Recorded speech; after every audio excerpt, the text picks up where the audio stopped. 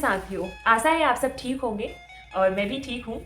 और मेरा उद्देश्य यही है वीडियो बनाने का कि ये एक गंभीर और संवेदनशील विषय है और ख़ासकर उन बच्चों के लिए जो एक किशोर अवस्था से गुजर रहे हैं और उनकी फैमिली के लिए भी है ये वीडियो और आने वाली जनरेशन के लिए भी ये वीडियो रहेगा। मैं नहीं जानती कि कौन कौन मेरा वीडियो देख पाएंगे या नहीं देख पाएंगे, किन तक ये बात पहुँचेगी, लेकिन मेरा सिर्फ जागरूकता को लेके ही है। और जो मैंने देखा है ये मैं अपने अनुभव से 6 साल के अनुभव से मैं बताने वाली हूँ, खासकर उन बच्चों को जो एक रहता है किशोर अवस्था के दौरान चेंजेस सभी में रहते हैं, एक ये प्राकृतिक है। और इस बीच क्या होता है कि अपोजिट जेंडर के प्रति आकर्षण बढ़ता जाता है और उस बीच किसी का कुछ नहीं, जो अच्छे से मतलब व्यवहार करते हैं, बातें करते हैं, सारी चीज़ें एक इतना अच्छा लगता है कि यही पूरी दुनिया है, यही सब कुछ है, लेकिन वास्तविकता कुछ और है। में आता है कि 90% केसेस प्रेम प्रसंग वाले ही होते हैं, दोनों ही अपनी रजा मर्जी से जाते हैं और लड़के और लड़की उस उम्र में होते हैं जहां उन्हें लगता है कि पूरी दुनिया उनके खिलाफ है। लेकिन कानून ना तो भावनाओं से चलता है ना ही जज्बातों से चलता है। कानून कानून होता है, दोनों चले तो जाते हैं, लेकिन इस बीच लड़की के घर वाले एफआईआर करते हैं और ये केस अपहरण के उसमें दर्ज होता है और फिर जब पुलिस इनको ढूंढ के लाती है तो इनकी कहानी ही बदल जाती है। कहानी अब स्टार्ट होती है इनकी और जीवन जो देख रहे थे, ये सपना देख रहे थे कि इस तरीके से जीवन जीना है, ऐसा जीना है, लेकिन ये पता नहीं है कि एज कम है। एज कम होने के कारण ना तो वो जीवन यापन कर पाते हैं, ना ही वो कुछ कर पाते हैं। जल्दबाजी में लिया गया फैसला उनके लिए नर्क जैसा काम करता है। नर्क और स्वर्ग इसी जमीन पे आपको देखने को मिलेगा और वो उन परिवार से बेहतर कोई नहीं जानता है। दो परिवार, एक परिवार जो लड़की के घर वाले रहते हैं, दूसरा परिवार जो लड़के के घर वाले रहते हैं। लड़का जेल में चला जाता है और उसे तब पता चलता है कि पोक्सो नाम का कोई कानून है, इस पे पोक्सो लगा हुआ है। और लड़की अगर घर जाती है तो उसकी जितनी जल्दी हो सके कोशिश करते हैं कि इंगेजमेंट करवा दें या फिर शादी करवा दें, कैसे भी कुछ भी करवाएं, या फिर और उससे रिश्तेदारों के यहाँ कहीं भी मतलब ऐसी जगह रखा जाता है कि वो कहीं एक जेल उसके लिए भी होती है वो, लेकिन वो जेल नाम नहीं दे सकते, लेकिन जेल होती है।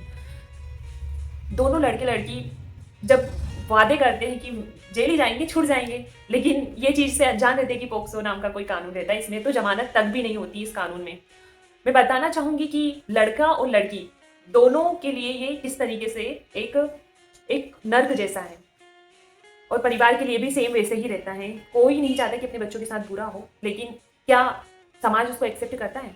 क्या दोबारा लड़की के घर वाले लड़की को उस हिसाब से एक्सेप्ट करते हैं? नहीं करते हैं।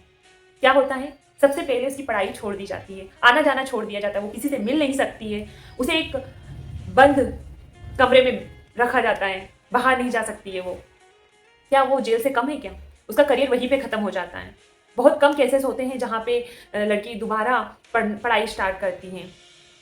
ठीक है, बात ये भी है कि जब दोनों बोलते हैं कि हम हमारी राजी मर्जी से गए हैं, लड़की भी बोलती है मैं भी मेरी राजी मर्जी से गई हूँ, लेकिन कानून उसको नहीं मानता है। इस केस में सिर्फ माँ बाप के बयान ही मायने रखते हैं, लड़की के कोई बयान मायने नहीं रखते हैं।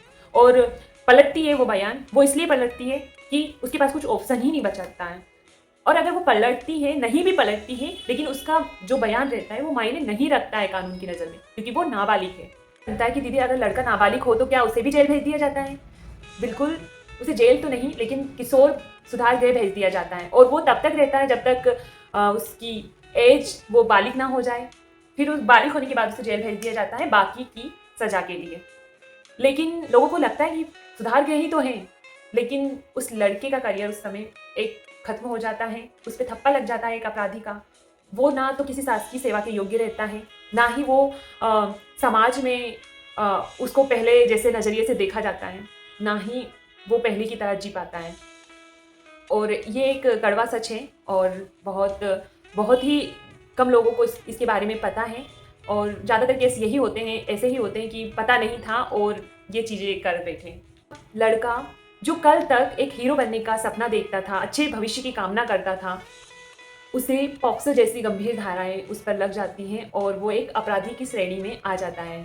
भी कई युवा पीढ़ी नासमझी के कारण सज़ा काट रहे हैं और मैं ये इसलिए बता रही हूँ कि मैंने उन परिवारों को, उन बच्चों को बहुत करीब से महसूस किया है कि दीदी दोनों की गलती थी, लेकिन सज़ा उसे ही क्यों मिली, लेकिन दोनों को ही इसमें सज़ा मिलती है। वीडियो कैसी लगी ये आप ज़रूर बताइएगा। अगर वीडियो देखने के बाद आपके बहुत सारे प्रश्न भी बन रहे होंगे तो आप ज़रूर कमेंट सेक्शन में ज़रूर लिखिएगा प्रश्न। सभी सवालों के जवाब में के लिए मैं उपलब्ध रहूँगी और सभी के जवाब भी मिलेंगे। और साथ ही साथ ज़्यादा से ज़्यादा लोगों को ये वीडियो शेयर कीजिएगा ताकि सभी को पता हो कि पोक्सो भी एक कानून है और बहुत सारी चीज़ें ना समझी के कारण ही हो जाती है और अपराध जैसे चीज़ें सामने आती हैं।